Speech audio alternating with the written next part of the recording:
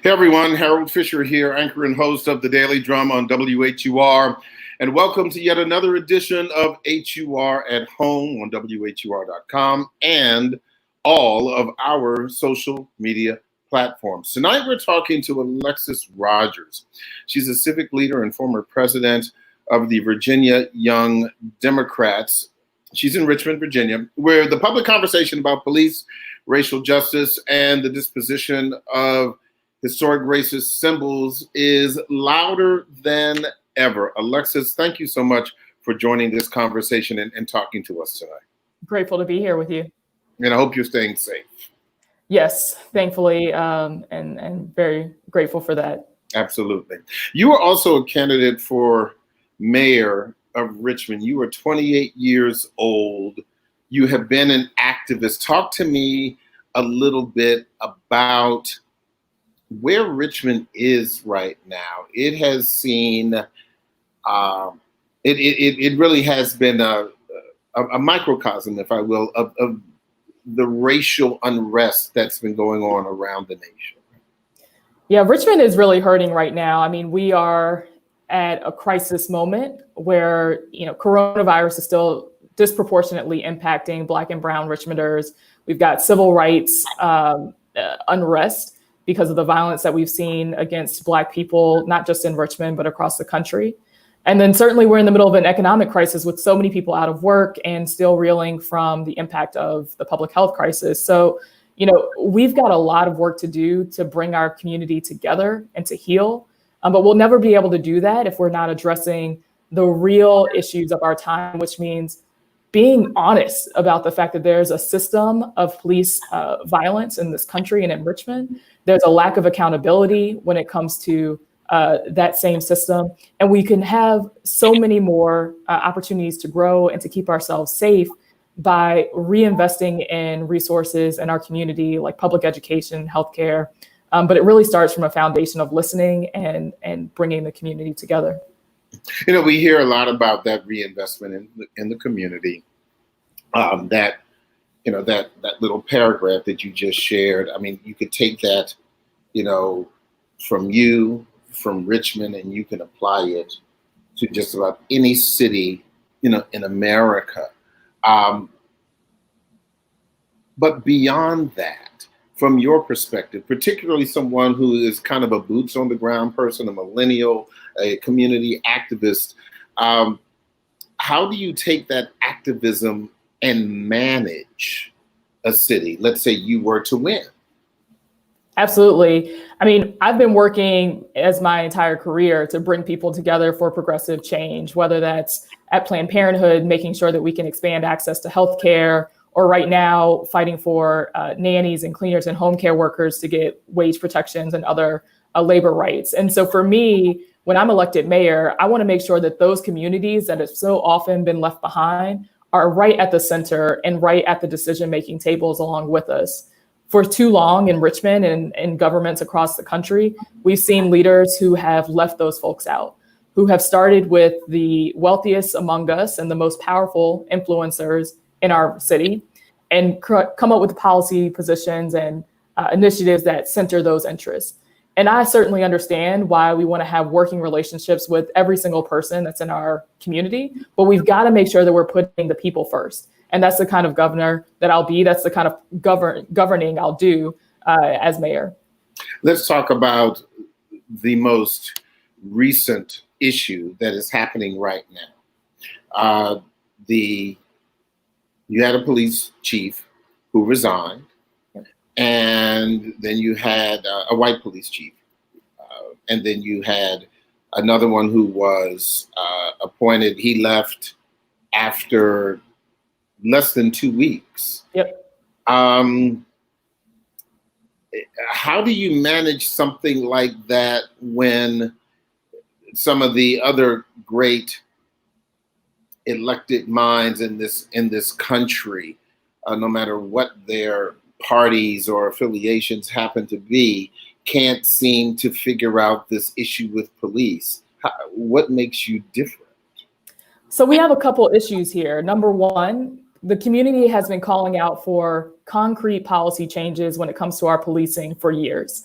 That includes a civilian review board for the police, a crisis alert system called the Marcus Alert that would let police know when they need to send a mental health practitioner to the scene instead of a traditional law enforcement response, data accountability and transparency.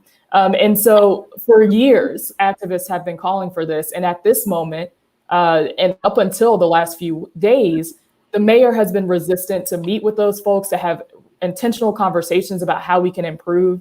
And so part of the problem and the reason that we're seeing such turnover and such unrest is that the mayor has held at a distance folks who have been in earnest trying to make our community stronger and safer. And that's a problem. And number two, on the management level, we can't keep rolling through police chiefs and expect to see a change. We need to make sure that we're managing and holding folks accountable, but that we're also making the systemic changes to the system that will make us safer. And unfortunately, what we saw in the last few days is just rolling through without a process, without inclusivity, and saying that we're going to do a national search for police, but before the ad can even hit the paper, we've got a new person that's been announced. And that's just not transparent. That's not the process that I think anybody in the city would expect, especially in moments like this where there's such an outcry for more inclusivity, for people to be heard. It's just frustrating and disappointing that we've seen this lack of leadership from our current mayor. Defund the police, that rallying cry that we've heard over the past several weeks. What are your thoughts about that? We need to defund the police, and here's why. For too long, the police have gone without real accountability to our community, and $100 million to Richmond means to Richmond's police department without being able to see safer communities, without being able to see real interventions to keep us safe is a problem. And what we're saying when we say defund the police is not make sure that we don't have folks that can seek out criminal activity. What we're saying is maybe we don't need to have militarized police. Maybe when we have a protest that's peaceful, like I participated in just days ago, a Pride Fest march, and we were met with 30 police in riot gear for a peaceful march. Now, why is that? That's intimidating, that's threatening, and it is unnecessary police response. So when we're talking about defunding the police, what we're really saying is we need to drastically reduce the scale and scope of our policing and invest in resources and services that actually keep us safe and make us whole. That's public health, that's education, that's mental health services, that's outdoor space so that folks have access to parks that keep us healthy and strong. And so, yes, we need to defund the police, and we need to look critically at including the community in a process that allows them to say how we keep ourselves safe.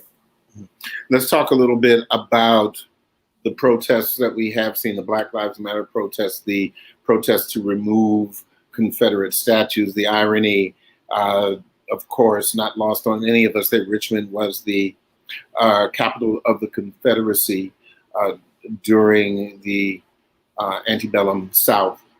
How should that issue be addressed as it relates to the Confederate statues, Robert E. Lee and others? Absolutely. As we talked earlier, I grew up in Hanover County, and there are plenty of folks who proudly wave that Confederate flag still in my home county. There are schools still named after the lost cause there. And the hardest part for me to really stomach, Harold, is that those schools in Hanover County that are named after Confederate generals are the schools where most Black students go in that county. And what we know is that the symbols to the lost cause have always been meant to tell Black people that they don't belong. They were intentionally erected at a time to push out, to intimidate, and to dismiss of Black people. And so for me, we've got to get rid of these racist symbols, but we also got to look at our government and our policies that for too long have held down and oppressed Black people. And we got to make sure that healthcare is accessible for everybody. We got to make sure that we have equitable access to our park system so that we don't have Black folks, suffering from asthma rates at a higher rate than our white people. And we got to make sure that we have a government that works for us, because if the government's not working for everyone, only the folks with access and time are going to be able to succeed. And we know for too many people, that means that the wealthiest among us and white folks are going to get by, and that Black and brown people will suffer. About that, some people could argue this is a Black moment, as it relates to the re-education of America as it relates to Black history. Mm-hmm. Black folks get it, brown folks get it, white folks who have not gotten it, whether it was intentional or not. How do you bring them in the tent so that they understand the pain without seeming hostile to them? Because unfortunately, the history of Black people in this country, particularly during the first several hundred years and even beyond, has been a very, very violent and hostile history. Absolutely. I mean, I think I've spent my entire career working alongside these lines, right, of bringing people into a fight that maybe isn't traditionally theirs. So when I worked at Planned Parenthood, one of our largest efforts was to expand Medicaid access to all Virginians, or to 400,000 Virginians. And to win that, we had to make sure that not just, traditional people who want to stand up for working poor would support it. We had to also talk to more conservative folks and make the business argument. We had to talk to people who were concerned, with their schools and their public health systems and make that argument. And so I've actually dedicated my career to bringing people into the room and having really intentional conversations about how we can move an agenda forward that impacts all of us in different ways, but certainly impacts all of us. And when it comes to race, I've never been shy about, having real conversations about racial equity. And certainly right now in my job at the National Domestic Workers Alliance, this comes up very often. Because when we look at domestic work, that is traditionally the work of Black women. That is the job of my ancestors who were cleaning and caring for white families, hundreds of years ago as slaves, as enslaved Africans. And so today, the fact that, we still, until tomorrow is actually the first day in Virginia that domestic workers will be guaranteed a minimum wage, a minimum wage. The minimum wage is $7.25. So I just want people to sit with that. There are folks who are cleaning and caring for others who were not until tomorrow going to be guaranteed a minimum wage. And that's because of race. That's because of the legacy of Jim Crow. And I'm not afraid to have that conversation with folks in a way that invites them to the room and to be a part of the fight. And it's something I've dedicated my work to. One more question before I wrap up. A lot of people say that, again, this is a moment of Blackness. This is a moment of brownness as it relates to where we are in America. But is this also a youth movement, led by people such as yourself who have not yet seen 30? I often remind people, when we look at the Bible, when we look at the civil rights movement, when we look at the preeminent social movements of our time and civil rights movements, they were led by young people. And so I don't know at what point we decided to be dismissive of youth activism, but it's quite unfortunate because the truth is young people for years, for centuries, have led, historic fights. And I think we're seeing that moment again. And it's not just about age, certainly, because we have to bring everyone with us. And so when we're, as young people, censoring the most marginalized communities, painting a vision for the future that we want to live in, I know that we're going to improve the life and livelihood of everyone. And certainly right now, I think we're seeing a movement that's led by young Black people, young LGBTQ people of color. And, I know that right now we're going to, like I said, paint a future that works for everyone. Alexsis Rodgers, candidate for mayor of Richmond, Virginia, activist and muckraker. We need all kinds of muckrakers in these really heady times. So thank you so much for spending some time with us. And we certainly wish you a good luck during the election and beyond. Thank you so much. I really appreciate the time. Absolutely. And of course, we want to remind you that this has been HUR at Home. I'm Harold Fisher, and we invite you to see this program on all of our social media platforms. Just log on. And as always, I'll see you on the radio.